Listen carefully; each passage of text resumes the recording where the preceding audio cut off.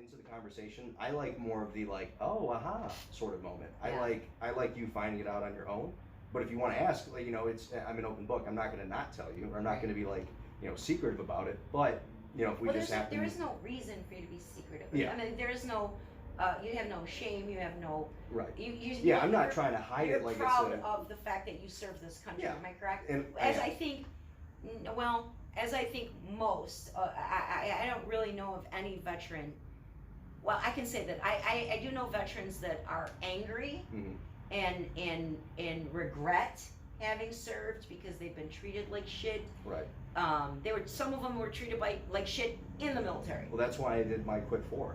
Originally my plan was a high-speed guy. I'm going to get my eyes fixed. So November 3rd of 2017 was when I actually had my vision corrected.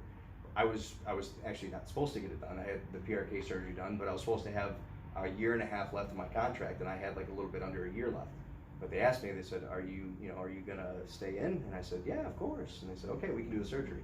So, but at that point, once I had that surgery done, and I was about 50, I would probably say 60-40% leaning on either getting in or staying out.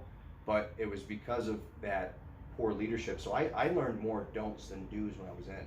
And that's where I like to put a lot of my, a lot of the pride in what I've learned throughout life is that I took more notes from the people that were bad leaders and, bad situations, because I don't either want to go down that road again, or I don't want to make the same mistake as that person did.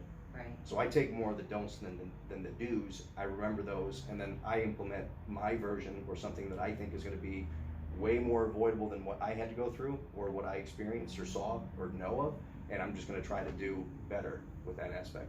Nice. So that's all, and that's been my mindset for a while now. It's funny. I have never looked at it really from that kind of. Because I had so many.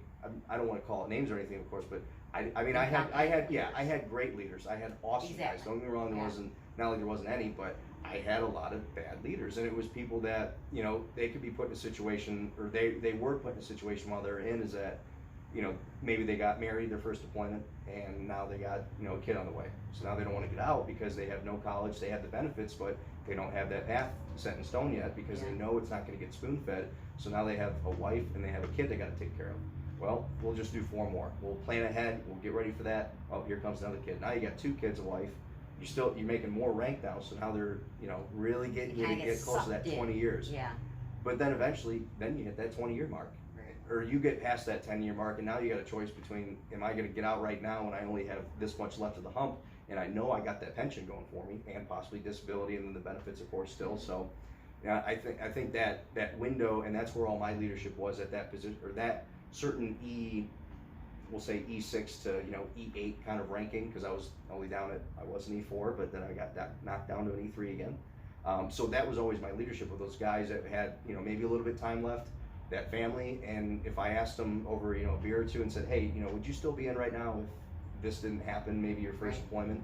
And I guarantee a lot of them say probably not. So do you think that the majority of the men serving right now are serving? We all have underlying motives for everything. Mm-hmm. Obviously, survival is the first, your first instinct is to, protect yourself and your loved ones. So you got to feed your family. I totally get that.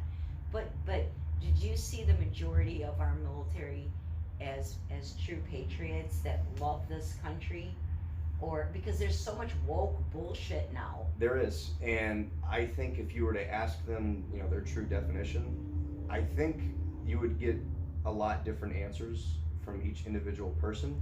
But I know at the end of the day, when it comes to if there's bullets going over our head, that we're going to have each other's backs. Yes. So it was more along that line to me that I personally cared about, because I know that there are some people, for example, people that'll join to get American citizenship. So, not saying that they all do, but at the end of the day, if that was your only reason to, I hope you still stay loyal. I hope that wasn't the only reason why you did it, but that's got to be, I guess, your moral clock inside is what's going to distinguish, a true patriot, rather somebody who, not that I do, but has like a mini constitution. Because I know people like that. They have a mini constitution in their wallet because that's how dedicated, that's how proud they are. Yeah. And but then I mean, I know of people that you know, and not to knock them at all, but they joined the military because they wanted to be, they wanted the education, that, you know, free college. They couldn't afford, you know, their family couldn't afford to pay. They didn't want to come out with, you know, $100,000-$200,000 of college student loans, so they joined the military. Couple I'll years. do my do years, what you can while you're in, and then you know, and get use out, the GI and then Bill I get and to wrap go it to up. school, and that's all fine. I'm not knocking anybody like that, but you know, is there any military training to I don't want to use the word indoctrinate, but to whatever, show our troops the pride of being an American? There isn't. The only thing that we had that I can sort of remember from boot camp back in the day was just like our old naval history. So, you know, we had, I think I still have the book, but it was, you know, it was like a boot camp guidebook, and there's a lot of naval history in that book, a lot of, you know, like flag indicated, just a lot of historical stuff. But other than that, I mean, you're on your own at that point. So, and there's like, I have several buddies that are really into, you know, like military history or American history with the foreign war history. So just comparing, you know, the weaponry behind them, the strategies that they use, all kinds of history that I know is out there. But no, we never, besides just that little bit in boot camp, that was all we had, really. Right. There's not a, and you can't really do, I mean, the annual training that we have, the online stuff, that's just your, you know, your NKOs. Those are really basic, not really naval history in those. I mean, I'm hearing stuff, and you know, whatever, if it's true or not or whatever, but I saw an interview with General Milley a couple, maybe a couple months ago, but it might have been White weeks rage. ago. He wants to understand white rage, yeah. Oh, I need to understand it. So that, I mean, that's our highest brass at that point, and you know, you see that. That's some scary shit. It really irks, you know, the enlisted or just the grunts guys. You know, it kind of, it doesn't look good, and to think of, you know, zoom out, look at a world aspect. You know, these are other leaders that see, you know, General Milley. Right. And if they're seeing these memes that are getting made, like in, for example, North Korea, you can't even make memes. If you can't even have more than 17 different haircut styles as of right now. You can't wear skinny jeans because it's faddish. So, you know, there's countries like that, and you know, if you make a meme of putting pink hair on them and a little bit of makeup, you can die from that. And we have all over the place here. So what does that really zoom back in now? What do you see, or what does that make you look like if, number one, somebody's doing it to you? Number two, it almost makes sense, because if you're focused on, you know, white rage and getting woke with your troops, and then you got everything going on in the Middle East right now, right, and then you got the entire world leaders looking at you, absolutely, and looking at, you know, the current administration, yeah, it looks very bad from all of our perspectives. But what does it do for to the ground, like the grunts, like you said? I hate mean, to call our military that, but I'm just using the word. We love it. It's just I mean, it just sets a bad example, and then when you, from looking up to, you know, bottom up, it just, from that position. Are our guys scratching their heads right now? They're a little confused. Yeah. And I used to, people would ask me the question, they still do all the time, is like, hey, you know, I'm thinking about joining, you know, younger folks and friends, or almost kids now, people I know. But I tell them, it's like, this is, I got into a Navy that I was not even expecting, and I thought I was going to be getting into something else. But at this rate, and just from what I'm seeing and the people that I, you know, still talk to that are in, it's just not anywhere near the military that you are probably going to think it is, or that you were going to expect it to be. It's so sideways right now. Are we still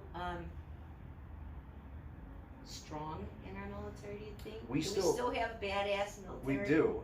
I mean, we still have, like, if you ask the SEALs, you know, if you talk to any team and you were to say, hey, you know, what's your opinion? They're probably going to blow it off. Just say, you know, we still do what we do. Delta's probably going to say they still do what they do. You know, Green Berets. So we still have the, you know, the capabilities, the assets. We still have all that. But it just comes down to that media, that public appearance of brass. But that's the problem, though. Nobody else sees, you know, the training regimen of the SEALs. Nobody sees how much they're actually putting into on their off days, if there even is one. They don't know that, and that's fine. That's good. But what we're showing them and what we are publicly displaying as our, you know, our top brass, and how we're, you know, running this country and handling our problems, it does not look good at all. None of us, I think, can say it's any better. So. Now, do you keep in touch with your military, your guys? I do. You- I try to. There's only several that were really good buddies that are still in. A lot of us did, as a matter of fact, get out, or at least as of right now, planning to our next duty station. But yeah, there's still a few though. I keep in touch with that are in. What's going on in the military? In that network of people, what are you guys thinking about what's happening in Afghanistan right now? We're all on the same page. So personally, there's one guy that I know that I've actually still not talking to or spoken with in a couple of weeks that I need to catch up with. That was somebody that went over there for a little bit of time. So I'm kind of waiting to get his is probably going to be a big reaction. It's going to be a long phone call, but all my other buddies that have gotten out, for example, go with that pool is they're all saying on the same page. We're still all following the same stories. We're all in agreements that if this was how a we mess. we can all feel if we were to be the ones that get that were deployed over there or sent to that it's just a lot of wasted time, money, lives. Unfortunately, that's the hardest part of it all.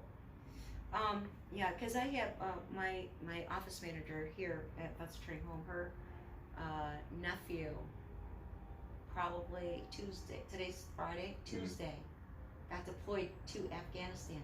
No kidding. They pulled him and his wife and my office manager. They're sick. Mm-hmm. They are just beside themselves, sick. I mean, this did not have to happen. No. And honestly, I think this is probably one of the biggest. It's going to be the biggest L. embarrassment. Yeah, it's the biggest L that we're going to take in our country in the past 100 years for sure. It's not the when. I tell people it's the how is why everybody's feathers are rustled. It's the 10,000 Americans that we left out there. Who pulls the troops out first? It's the 156 Black Hawk helicopters that they got. It's the billions of dollars that they found in compounds just stacked away. It's all those assets. It's the MRAPs, the drones, the Humvees. It's all that stuff that we left behind. So it's the how we did it. It's not the when, because we all know the timeline of what previous administration said to what current administration said to what they actually did. It's not about the when, it's the how and the order in which they did it, which was completely asinine. Completely. Sickening. Just sickening. So, now that you know that Vets Training Home is here, and you are our neighbor, Mm-hmm. what do you think? Like, you did the tour, a little tour on your way in, Mm-hmm. So you know the work that we do. Just see yourself like a regular around here? Absolutely. If it wasn't the Huskies that I walked into that were right away. Maverick was kind of just him popping his head. That was, I'm not going to call that a sign and stretch that far, but the fact that his little head just popped up and was, hey buddy, what's going on? So that was really nice. But no, just the overall, the atmosphere, the thoughts behind it, the mental, but then the actual physical structure of it, the foundation, what it came about. It's a really positive place. I want to tell you what I think probably the most important thing that you could do to help these veterans here, right? The veterans that stay here, again, these are guys in crisis, okay? Mm-hmm.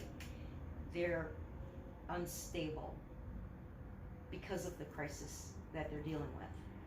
And I think that anyone can relate that when you're in a crisis, you're just feeling like you're walking on quicksand. I can't get solid footing. I just feel like I'm gonna fall, which causes all kinds of paranoia and anger and insomnia and sometimes physical. They get sick because they, whatever. On top of a lot of them are dealing with the same baggage that they carried home from their combat tours. Right. So they've already got PTSD and literal physical injuries from over there. By the time they get here, they're broken. These guys are just so beat down and broken. Most of them, 99.999% of them would never reach out and ask for assistance until they were so beat down they couldn't do it themselves anymore. Mhm. So by the time we get them, they're at their lowest of lows. Probably Wow. not lower than their combat tours, but of their civilian lives, the lowest of low, right? And when you get a guy like you veterans that stop by here and just talk to these guys, and they see that it's uplifting to them because they think that, you know, no matter what they do, they're just totally effed. Mhm. You know, you can come here and, you know, have lunch or dinner, and they need people to listen to them talk. And sometimes it's not even advice. It's just let them, Yeah. they need to talk it out. They need to be heard, and they need to know that somebody cares, Mhm. you know? And I say that all the time. I ask, every time I meet in any speaking engagements, I always say, please just, even if you can't donate anything, it's not always about how do we raise money to keep this program going. It's how do I keep these guys from just curling up in a ball and feeling, and part of that is knowing that the community loves and cares for them. Mhm. And I say this to my donors all the time, as much as I appreciate your check, and I do, I really do, stop by and say that to them. Hey, I wanted to support you because I appreciate what you've done for me. They tell me all the time. Yeah. But me saying it to the veterans Yeah. is a little different, And then the the person- way it's received, That makes sense. and the people, the community stopping by. So to have a veteran who's only been home for a few years, coming here and them seeing that there is life out there, Mhm. you can do this, the little train that could, come on guy, you know, just, you know, keep pushing, you got this, you're a warrior. I mean, those are things that I tell them. But I think coming from a veteran who's functioning, Mhm. right now, the only veteran interaction that my guys get are with the other residents, guests in the house. So it's almost like, you know, the I don't want to say the blind leading the blind, or the cripple carrying another cripple. You know, if we had some strong power here, Mhm. you know, some strong veterans. I have some strong civilians. I'm one of them that I'm constantly trying to give those words of encouragement. Come on, guy. Mhm. And I tell them this too. Here, a lot of what I say to these guys is, you know, I'll be like, dude, what's the problem? Why are you not stepping up and addressing these issues? Mhm. And they'll be like, well, you know, geez, what am I supposed to do? I don't have a car. You know, am I supposed to drive on the bus and then just walk up to get a job interview? I'm going to just walk up to the place. Yeah, you are. You know, I was 15 years old hitchhiking, midnight shift. I'm a little girl. You're a warrior. You fought for this country. It's time to step up and fight for yourself and your family, you know? Mhm. And those are the things that they're missing. And I can use more help in that regard, you know? So stopping by, lunch, dinner, you see that guy just sitting at the table in the dining room, and, you know, how hard is it? You walk up and be, hey dude, how you doing, you know? And the conversation will flow, and they will talk about what they want to talk about, and maybe you catch them at a time when they want to talk about something that's really weighing on their heart, Mhm. or maybe they just want to talk about, you know, last Sunday's football game. But either way, they know you care, and that's the message that they most need to hear. Mhm. People care. The thing that happens here is from Veterans Day through Christmas. It's incredible how much support comes through this door. Mhm. Cards, homemade cookies, gift cards, money, people stopping by, thanking them for their service. It's the donations, the everything is just amplified. Mhm. And then Christmas is over and it's forgotten. It's the holiday spirit. Yeah. But it's like, and I beg people, please, if you, they could be like, how can we help you? What do you want? I want Christmas in July. Mm-hmm. I want Christmas in July. I've been saying that for, okay, I've been in this almost 8 years. I've been saying that for 5 years. Because it dawned on me in about year 3. Mm-hmm. Why, you know, where is it's just that Veterans Day through Christmas. And these guys say to me, especially when they first come in, somebody comes in, checks in here in, you know, February, March, April, May, June, July, August, September. Here's what I hear. Community doesn't care about us. They don't give a shit about me. The sacrifices that I make for this country, nobody cares. Mm-hmm. You know, I go down to the VA, they just want to rip me off and beat me up and, you know, push me out the door.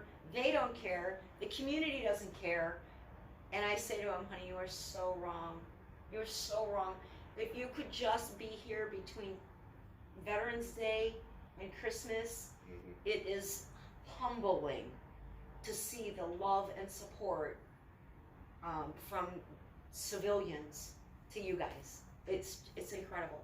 But the rest of the time, it's like the forgotten soldier. Yeah. You know, so Christmas in July is what we really need.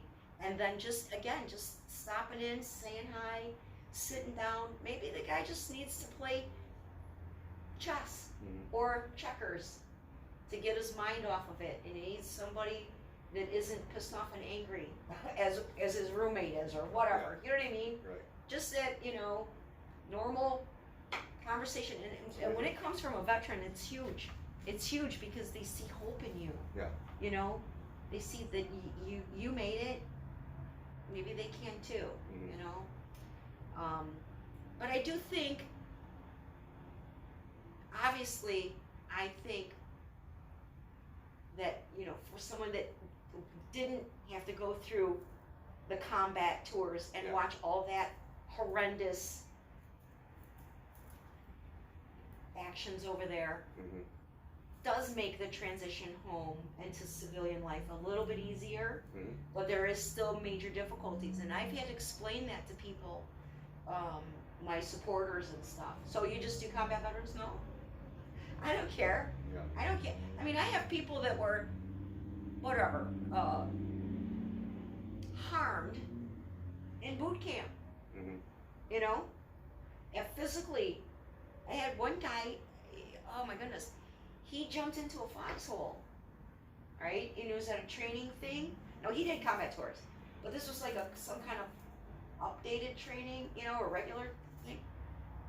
I think he did combat tours. Anyway, he jumped into a foxhole, and there was a pallet, a wooden pallet Mm-hmm. in the foxhole that they didn't move. And when he jumped in there, he jumped on top of it, it like broke apart. Yeah. And it impaled him through his testicle. Oh, Jesus. And he's had like, something like 30 surgeries, because it went through his testicle and out his abdomen. Mm-hmm. And so all these different surgeries that had to fix all that along the way. Yeah. And the pain that he's in, the VA prescribed him like massive amounts of really heavy duty drugs, Yep. and now he's an addict, Yep. and now he self-medicates, and now they don't really want anything to do with him because he won't stop self-medicating, and it's just like the hamster wheel. I call it the hamster wheel of veteran services, Mm-hmm. where you just get on this hamster wheel and you're running and you're not really getting anywhere, and Yep. you know, and again, I don't mean to beat up the VA. They are stepping up their game since the last administration, and there is some major improvements, especially in our John Dingle VA hospital. Mm-hmm. We have a new director of homelessness there, and the last one, she and I went nose to nose a few times, and then it took her about 2 years after I opened. Like, she gave me a really hard time when I first opened here. I called her when I first bought this building. I closed on this building August 1st of 2013. And this building had been sitting in foreclosure for years. And so I bought it out of foreclosure, and then on August 1st, and then on August 3rd, I got my first veteran. and he came in and he said, I said, he said, I heard you're going to be helping veterans. And I said, are you in a housing crisis? And he said he'd been sleeping on the bench outside of Checkers fast food for 3 weeks. Wow. So I said to him, I'm like, listen, I don't have much to offer. You know, I still, like, I don't even have my occupancy permit yet, but I said, I'm still just learning how to turn the lights on in the building. Mm-hmm. But the utilities are on. You know, you can flush a toilet, you can take a hot shower. I'll give you a sleeping bag, you can roll up on the floor. And I said, but if anybody asks, you tell them you're my night watchman. Because legally, without the occupancy permit, I couldn't have anybody living here. Yeah.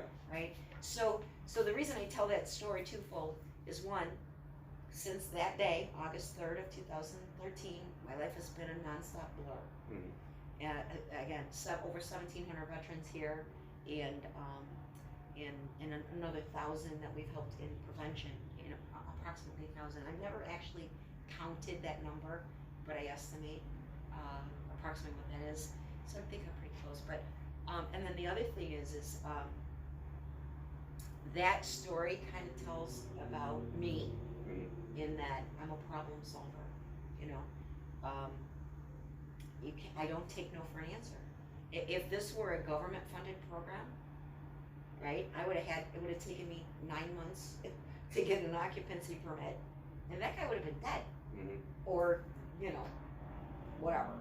Right. If he would have stayed homeless, he would have been dead in 9 months. Mm-hmm. So, the fact that we receive no government funding makes us able to respond quickly and out of the box without being caught up in the bureaucracy. Right. But anyway, I called the director of the homeless division when I first bought the building, and I introduced myself. I said, hi, my name is Sandy Bauer, and I just wanted to introduce myself because I just purchased the Old Red Cross building in Roseville, and I said I'm in the process of starting a transitional housing program for our homeless veterans. And she said to me, well, you may be in a position to purchase a facility, but you are not qualified to run a program. Mm. And I said, oh, I'm sorry, have we met? Because I thought this was a conversation of introduction. Yep. I didn't know you knew me. Yeah. Well, I'm just saying, you know, okay, I hear you. I hear you. So it took her about 2 years to walk it back, and she said, all I can say, I had called her and told her what I wanted to start this program, and it was an out-of-the-box thing, and she said, well, all I can say is, you have proven me wrong in the past, and if anybody can get it done, you can. So, I mean, I even worked with her to change policy in DC, you know, because I was getting the wrong answers in, you know, from some of these government-funded programs. Mm-hmm. You know, so I would call Pat and I said, hey, listen, I got, you know, we've got this great program, the SSVF grant, that'll give a veteran a security deposit and up to 3 months worth of rent, and they'll buy you a bed, right? And then we have the HUD-VASH program that, and this is for if you're homeless, right? And then the HUD-VASH program is a certificate that will subsidize your rent for as long as you need. If you're underfunded, if you're below a certain income level, they will pay a portion of your rent, right? And so I had a female homeless veteran, female with 2 daughters, and they'd been sleeping in their car for 6 weeks, and they were walking dogs at a state park to raise money to eat. Mm-hmm. And they were on the hamster wheel. Nope, go there. Well, I was already there. Nope, go over here. Oh, I'm sorry, you need an appointment. Well, why did they send you over here? You were supposed to be over there. They got nowhere. Yeah. So I had called the director that's now retired, and I said, we need to be able to use the SSVF grant, put her in an apartment right now while we're waiting the 3 to 4 months that it takes to get them connected with HUD-VASH. And she said, well, we can't use both programs. It's one or the other. I understand that. But that's why your programs don't work. Yeah. Okay? They're 2 amazing programs, but there's gaps in it. If we could bridge, then they wouldn't be homeless for 3 or 4 months. I said to Pat, I said, what do you suggest I do? You want me to put her back in her car for another 8, 10, 12 weeks? Yeah, just go tell her that. You know? So she's like, well, Cindy, I don't set policy. I said, I understand, Pat, but you have the ear of those that do. Mm-hmm. Pick up the phone, call somebody in DC, you know, show them the common sense logic, and, you know, what do we got to lose? Running up the flagpole, right? Right. She's like, all right, I'll make the call. I go, and by the way, we have until next week Thursday, because I put her in a hotel and I don't have any more money to pay for another week. So she called me back and like 4 days later, and she said, I ran it up the flagpole and they heard me, so we can now bridge the SSVF grant to the HUD VASH. Nice. Right? I've got a 9th grade education. I am not a social worker. Mm-hmm. I'm not a veteran. I've never managed a homeless facility. Why is it that I can think of that, but not the 2,200 employees at the hospital helping our veterans, the hundreds of thousands of employees at all of our VA hospitals, all of our government? I don't get it. That's the thing that perplexes me and frustrates me. It's just like, if we all went back to some basic common sense, a common sense approach, follow your gut. If it doesn't feel right, we can apply that into what's happening in today's arena. Yeah. Oh yeah. You know, people are like, no, that's all fake news, no, that's conspiracy theory, oh, you guys are lying, no, you're lying, everybody's lying. Critical thinking. Listen, if it doesn't feel right in your gut, when you think about all the weirdness that's going on, is that normal? And anybody who says, it's no big deal, you're not normal. It's kind of a big deal. Yeah, if you can say what's happening right now is no big deal, you are not normal. Yeah. I mean, even my small grandchildren who are confused as shit about what is happening, and I'm not saying that they're processing it properly, because a few of them are not, okay? But even they know that normal is out the window. So when you see abnormalities and you look at it and you accept it, you're part of the problem. It's part of the problem. If the shoes doesn't fit, take your foot up, you know? Yep. Be like, oh, where's that pain come from? Those shoes don't fit. Change your shoes. Right. Anything else you want to share? That's it. I think I got it. That's pretty much my whole backstory, I believe. Yeah. You said when Well, you joined, I would like Yes, now. to talk more about, maybe on a one-on-one, we don't have to go Yeah. into videotaping this, but I would like to talk more on our future interactions here at Vets Returning Home. One, again, absolutely, anytime, stop by, breakfast, lunch, That I can dinner, do. whenever you're not busy, stop by, talk to these guys, give them some words of encouragement, or just play a game of checkers, or watch them. Yeah. And just, you know what, I just thought you might, need some company today, and I just want to stop by and say hi and make sure that, you got everything you need. That's one, and that's the biggest. But I also think that as we get to know each other a little bit more, we're going to find more ways to interact in ways that you can bring support or intelligence Brainstorming ideas. or awareness. People always think that that my main focus as the director of Vets Returning Home, I've even been beat up by my board members, where they have said, Sandy, as the director, your focus should be on finding the money to sustain this program. And I always tell them that's not true. That is not what I did not sacrifice my entire retirement account and my entire retirement, because I volunteer here now I'm down to about 70 hours a week, up from about 90 when I first started, because I didn't have a team. I didn't have a team of volunteers. It was just me and a couple of my sons, and a couple of my grandkids helped me here and there, and a few girlfriends. But now I have a small team, but still dedicated. But it has never been about finding the money. And I have this belief that if you do good work, the support will come. Come to you. It will. It will find me, and it has. That part is true. We're doing okay. The community always comes through, and sometimes when I'm in a spot and we're stuck or whatever, like, I can't tell you how many times, like, my manager will come to me and he'll say, Sandy, the air conditioning vents not working in room 14, and all the guys are just miserable, and we need to do something. All right, well, call the heating and cooling company. Well, I did, but one, we can't pay the bill. And two, if I try to get the heating and cooling guys that always do charity for us, they're booked 2 weeks out. And I'll say that's, and he'll say, do you want me to go buy a fan, or can I go buy a ceiling fan or something? Be like, don't we have any around? No, we have no fans. I'll be like, well, just wait. Let me think about it. And I swear, I can't tell you how many times I was sitting there thinking, should I just do a Facebook post to say, hey, can anybody spare some fans? Yep. Or, should I just, to help it, just give them the credit card, go buy some fans that we really can't afford, but make sure that my guys are comfortable for tonight. Mm-hmm. And I swear, before, as I'm pondering, do I turn left or do I turn right? I can't tell you how many times my phone rings, and I'll be, hi, this is Sandy.